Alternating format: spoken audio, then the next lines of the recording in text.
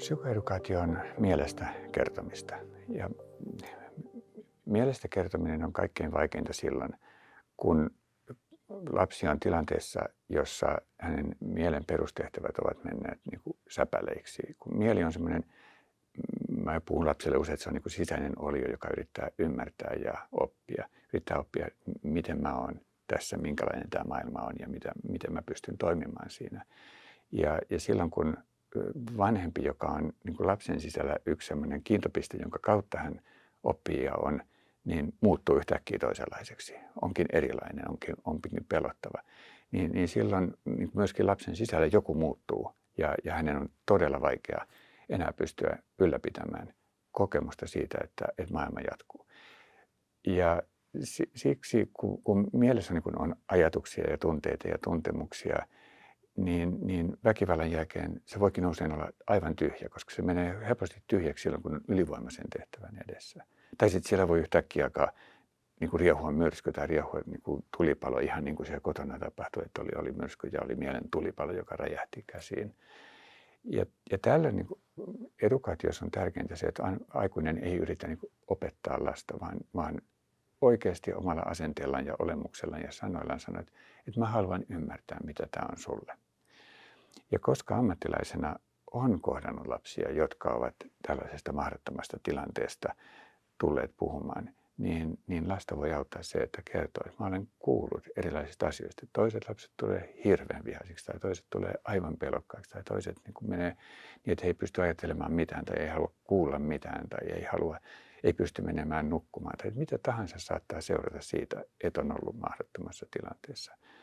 Ja voi tietenkin sanoa, että pystytkö sä yhtään sanomaan, minkälainen on sun sisälläolo, mutta usein lapset ei pysty. Et sen sijaan aikuinen voi nähdä, mitä lapsessa tapahtuu, kun kertoo siitä, mitä on kuullut toisilta. Ja voi niin kuin kiinnittää huomiota, että okei, tämä saattoi kolahtaa tai tämä saattoi tuntua hänestä tutulta. Edukaatiosta voi myös ajatella, että pystyy kertomaan siitä, että me ymmärretään, mitä mielen tulipalot on. Me ymmärretään sitä, mitä lapsi ei pysty ymmärtämään, että aikuinen yhtäkkiä muuttuu. Ja me voidaan ymmärtää sitä kautta, että sisällä voi olla jotain, mitä itse on joskus lapsena pelännyt tai jonka kanssa on ollut täysin käsittämättömän kauhun vallassa. Ja silloin ne on ehkä säilytty johonkin lippaaseen, josta ne sitten purskahtaa esiin. Ja me yritämme täällä auttaa ammattilaisena vanhempaa, että hän pystyy käsittelemään ne omat sisäiset pelkonsa, eikä tarvitse tuottaa ulos sitä niin, että lapsi joutuu pelkäämään ja lapsi joutuu mahdottomaan tilanteeseen. Eli paras tapa auttaa näissä tilanteissa on tulla rinnalle ja kuulla. Ja jotta voi tulla rinnalle ja kuulla, niin täytyy olla itse valmistellut itsensä. Eli pitää huoli, että käyttää sellaista äänensävyä, jonka tarkoituksena on niin kuin kannatella haurasta, koska kukaan lapsi ei tule omalla ikätasollaan tilanteeseen, jossa hän puhuu kotona tapahtuneesta väkivallasta, vaan hän on aina taantunut väkisin jollakin alueella. Vaikka toinen alue ehkä toimii koululaisena, hän toimii, niin toisella hän on niin kuin pelästynyt pikkulintu, jota pitää kannatella. Ja ihminen pystyy tekemään tämän omalla äänensävyllään ja rauhoittamalla itseään.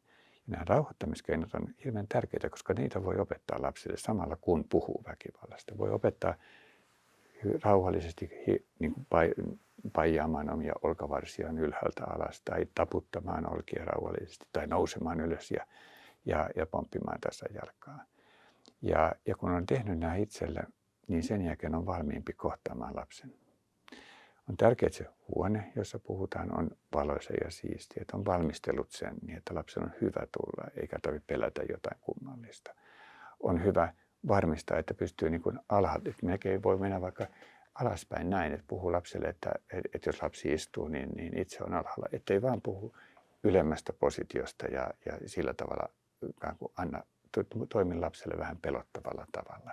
Kun on valmistellut niin kuin huoneen, niin sitten oma asenne pysyy koko ajan uteliaana ja kiinnostuneena ja kunnioittavana, jolloin lapsi tietää, että niin kuin tämän koko keskustelun hänen tilanteestaan kotona tapahtuneen väkivallan jälkeen, niin on tilanne, jossa aikuinen on valmis oppimaan jotakin uutta, oppimaan hänestä, miten hän on tullut toimeen, miten hän on pärjännyt.